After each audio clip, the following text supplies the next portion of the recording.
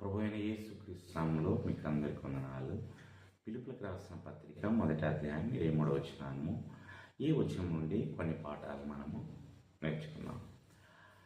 ఈ రెంటి మధ్యను ఇరుకున పడి ఉన్నాను, నేను వెడలిపోయి క్రీస్తు కూడా ఉండవలెనని నాకు ఆశ ఉన్నది, అది నాకు మరి మేలు. ఈ వచనం నుండి మనం తీసుకోగల 3 పాఠాలు ఇక్కడ ఉన్నాయి. మొదటగా భూ సంబంధమైన విధులు మరియు పరలోకపు కోరికల మధ్య ఉద్రిక్తత. అనేక మంది విశ్వాసులు అనుభవించే అంతర్గత సంఘర్షణను పౌలు వెల్లడి చేశాడు. జీవిత బాధ్యతలు మరియు క్రీస్తు యొక్క శాశ్వతమైన ఉనికి కోసం కోరిక మధ్య లాగడం. ఈ వచనం మనకు గుర్తు చేస్తుంది, మన భూ సంబంధమైన ప్రయాణంలో సవాళ్ళు మరియు విధులు ఉంటాయి. మన హృదయాలు క్రీస్తుతో అంతిమ సహవాసం కోసం ఎదురు చూస్తాయి. రెండవది, మెరుగైన భవిష్యత్తు యొక్క హామీ. పౌలు స్పష్టంగా క్రీస్తుతో ఉండుట ఇంతవరకు మంచిదని చెప్పాడు.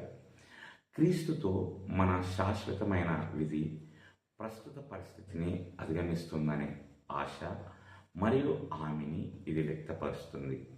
విశ్వాసుల కోసం జీవితంలో కష్టాలు ఉన్నా క్రీస్తుతో మన భవిష్యత్ సాటిలేని ఆనందం మరియు నెరవేర్పును కలిగి ఉంటుందని ఇది శక్తివంతమైన రిమైండర్. మూడవదిగా క్రైస్తవ ద్వంద్వత్వం యొక్క వాస్తవికత. ఈ వచనం క్రైస్తవ అనుభవం యొక్క ద్వంద్వ స్వభావాన్ని కలిగి ఉంది. మన పరలోకపు ఇంటిని ఏకకాలంలో ఎదురు చూస్తూ ప్రపంచంలో జీవించడం, మన భూ సంబంధమైన ఉనికి గురించి మిశ్రమ భావాలను అనుభవించడం సాధారణమని ఇది మనకు బోధిస్తుంది. ఈ ఒత్తిడిని ఆలింగనం చేసుకోవడం మన విశ్వాసాన్ని మరింతగా పెంచుతుంది, ఎందుకంటే ఇది మన భూ సంబంధమైన బాధ్యతలలో శ్రద్ధగా పనిచేయమని ప్రోత్సహిస్తుంది. అదే సమయంలో మనకు ఎదురు చూసే శాశ్వతమైన ప్రతిఫలంపై మన అంతిమ దృష్టిని ఉంచుతుంది. ఈ పాఠాలలో ప్రతి ఒక్కటి విశ్వాసులను భూమిపై వారి పిలుపుకు కట్టుబడి ఉండమని ప్రోత్సహిస్తుంది.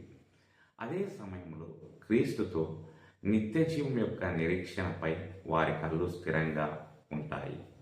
దేవుడు ఈ మాటలను దీవించుగాక.